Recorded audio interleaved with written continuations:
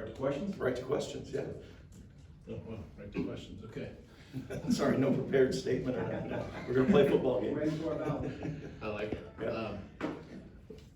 I'm gonna start with Giovanni. What went in the decision to have him start Saturday? Yeah, it was real close all fall camp, and just kind of the last week, Giovanni was just on a big uptick, kind of separated himself a little bit, and so that's kind of what led to the decision to go with him. Was there anything specific you saw that separated himself from? Yeah, he started making the plays we need him to make, the comfort with the offense, and then doing stuff with his legs, which is what we like about him in the first place, is not only his ability with his arm, but the ability to make plays, running the ball when things break down, and that's kind of what we saw that last week. Is there any plan for the other two in the first game? Yeah, we're still absolutely. Ben, again, a great quarterback. We know we can win with him. He's going to have an opportunity. Same thing with Jabari. So there's a plan, and that's kind of what Coach Gunnarson's going through right now, is what exactly that looks like. Did you feel like it was an easy decision, a hard decision? How would you kind of describe the decision with your conversations with Coach Gunderson? Yeah, it was tough because it was close. I mean, it was a good battle all fall camp, and then when we look back at the whole body of work and kind of who was trending up, that's kind of what eventually made that decision for us.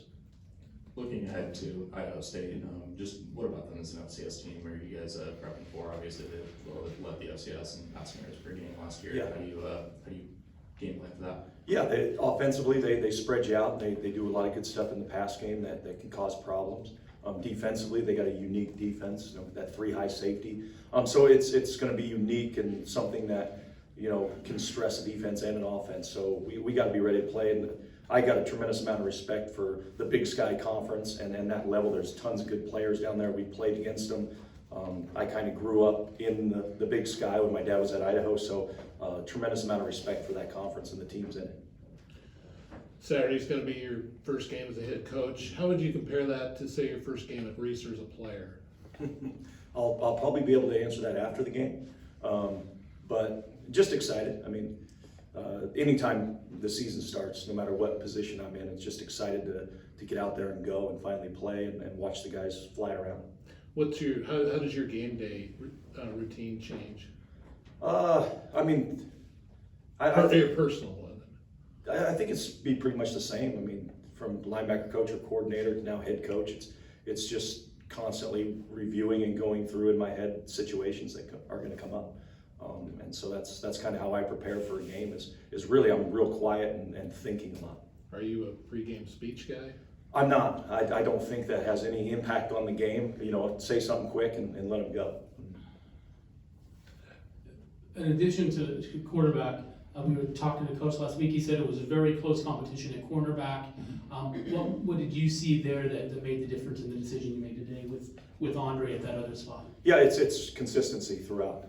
That's what we're looking for at all positions. And there were a lot of really good position battles, corner being another one of them. But it's who can execute consistently day in and day out, and that's what separated people.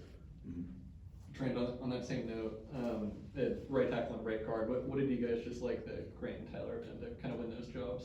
They just, they were again consistent, making the checks, making the points, all the things that's so crucial in the run game and the pass game. They were just, when we looked at what's that best group of 5, that's kind of what separated guys is, consistently operating in the scheme that we need to operate at. I know, Chan listed as a starter right now. Is that, when Hankerson is out there, is that a plan to sort of rotate, use both kind of Oh, committee absolutely. approach?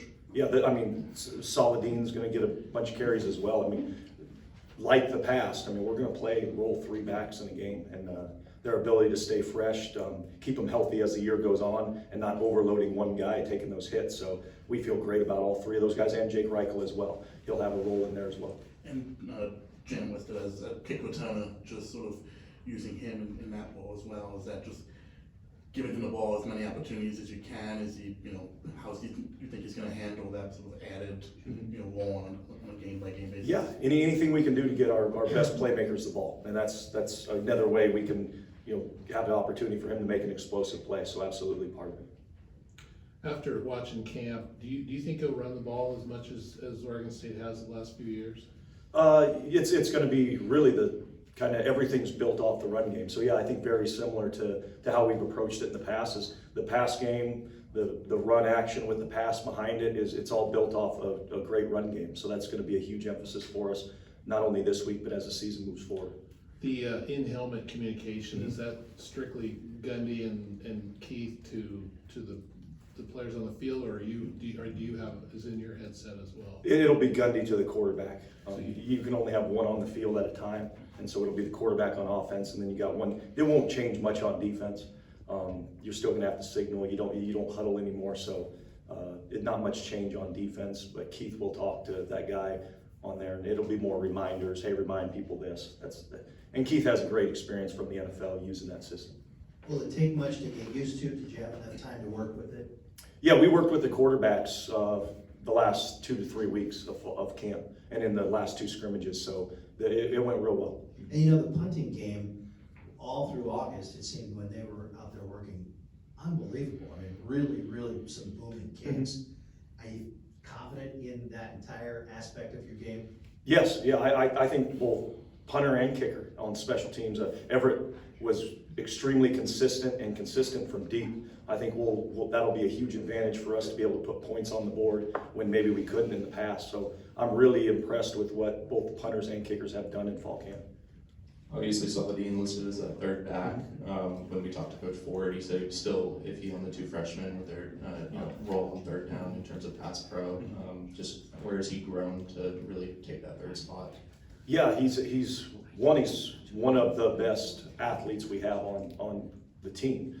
He's explosive, twitchy. He's done a great job of learning the scheme, which is not easy for a guy that got here in June. So very impressed with what he's done, and he's grown a lot in his pass protection. And it's just making sure when we have him in the game, it's things he's good with and comfortable with, which Coach Ford and Coach Gunderson will do a great job doing that. Coach, was there any position group back here, Coach, throughout camp that you really liked the progression from the start to where they are now heading to the game week?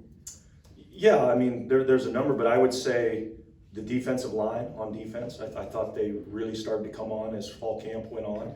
Just the understanding and how things are done. The stunts, the movements, the things like that, and I think there's talent there. And then the quarterback position, I think from the beginning of fall camp all the way through, there was a ton of improvement from all 3 of those guys, which makes me feel really good about that position. Your own work with Keith as a D coordinator, and this is the first time you're the head coach and you have a D coordinator, you're not him. What's that been like in terms of sharing ideas and listening and comparing notes, etc.? Keith will probably have a different answer, probably a little annoying for him at times, but no, it's been good. It was hard. It's hard stepping back, but like I said before, having it be Keith and someone that I trust, not only from a knowledge standpoint, but from a personal standpoint, made it easier. But yeah, there's always conversations. We get together all the time and talk about, how do you see this picked up or things like that. And it's just a great working relationship. Going back to the improvements of the quarterbacks, what do you think is the biggest stride that the offense made from the first day of fall camp to now when you guys are in game week? The execution of the scheme. Because there's a lot as far as we motion a bunch, shift a bunch. The quarterbacks have to handle a lot, and so just that execution of doing things right, because when we can do those things, it puts a ton of stress on a defense. And so that was the biggest thing, just the overall execution of our scheme. A number of players as well as coaches that have played on both sides of kind of that Idaho State rivalry on your roster right now, and in the coaching staff. What does that do for your team if you've had guys who've faced them previously when you were game planning? Yeah, I think one, it's an understanding of, and you see it all over college football, where you can't sleep on anyone ever. Anyone's capable of beating anyone every week. And so there are guys at that level that played at that level that are now here understand how competitive and talented those leagues are. And then coaches as well. So I think it is from an understanding standpoint and knowledge standpoint, it's a good thing to have for those guys that maybe haven't experienced that yet. Any other question? The players talked a lot this fall camp just about the level of competition between the offense and the defense. How excited are they to finally now switch their focus to game week and start preparing to hit and take on someone else other than their own teammates? Yeah, that's always the fun part, because fall camp, you get tired of going against each other and you're just ready to play, and I think that's where we're at. Guys are excited to play. We had 3 good game prep weeks this last week, and looking forward to continuing that and actually getting out there and compete, yeah. As you head into your first game as a brand new head coach, is there any aspect of being a head coach at this level that you had to ask someone about? Even if it's a minutia thing on game prep or game day or stuff like that, anything you needed to say, how do you guys handle this? Oh, there was tons, and luckily had a bunch of great mentors and guys that are doing it right now.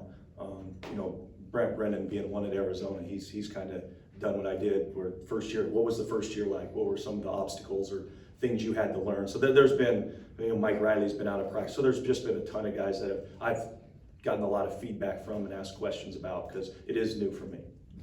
Great, thanks, Coach.